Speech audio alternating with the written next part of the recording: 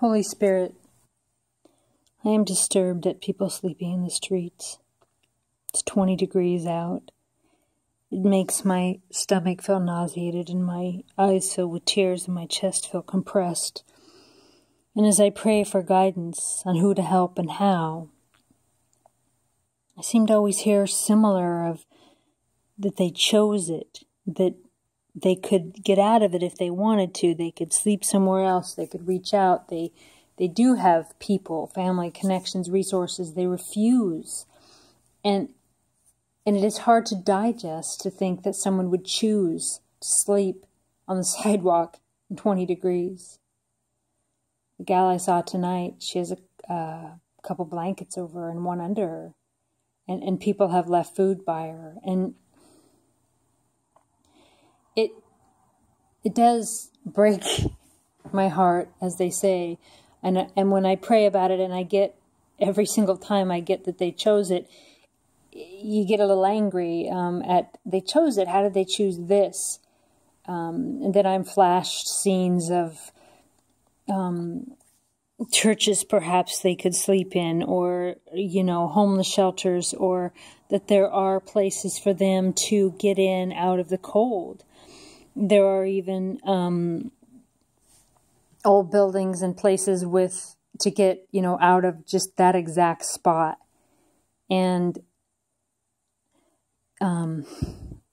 whatever their mind is telling them, whatever they're doing to prefer to sleep in that spot. I mean, maybe that's for the rest of us so that we can understand what it is like to be them by seeing them and feeling what we feel. I don't want to look away. I don't want to not see it or pretend that it doesn't exist. I'm not sure what to do about it.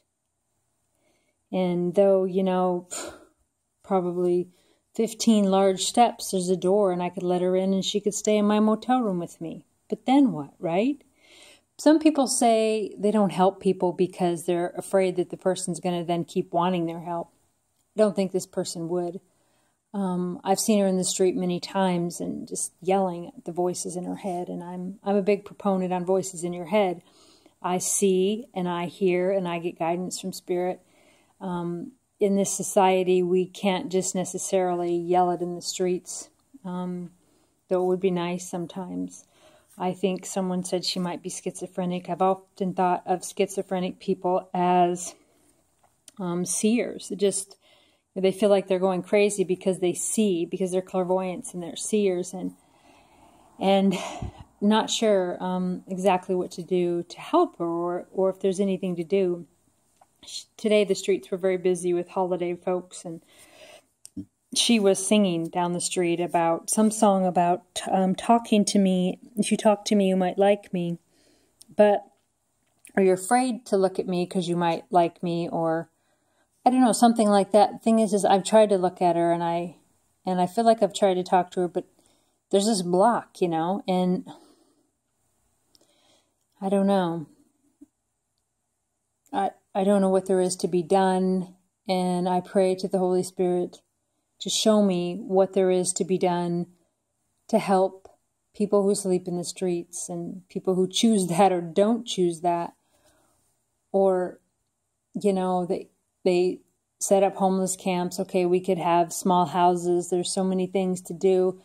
I'm really a big proponent of basic income so people can get into places. But the thing is that, it's almost more lonely to be in a place where you're taken care of than to be on the street where you at least see people. I'm not sure. We all have our place in making the world work and in our lessons here. But I never do get used to coming into a warm room with good food and TV and internet.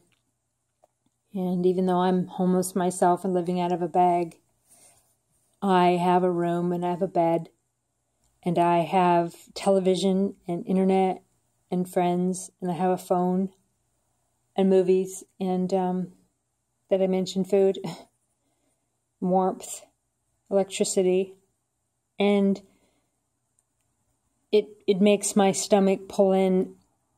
I feel gratitude, but I also feel like I have plenty of room here to bring her in and several other people. But then what? There's one of the homeless guys says hi to me all the time. Sometimes he asks me for money, sometimes he don't. But, you know, he's it's like a flim-flam man. You know, he's always out in front of the health food store and he's begging for money, and they take shifts and they got this thing. It just feels weird. It's not like, and I don't know where they sleep. I think there's a tent city here somewhere, and maybe she can't go there because she's afraid something's going to happen to her. I don't really know what it is to be done about these types of things, but I do think that it is sad that there are homeless people, people that can't get warm, and they're laying on sidewalk. That may be their plight. They may choose it. If there's something that I am to do, please show me. And if not, please help me to let go.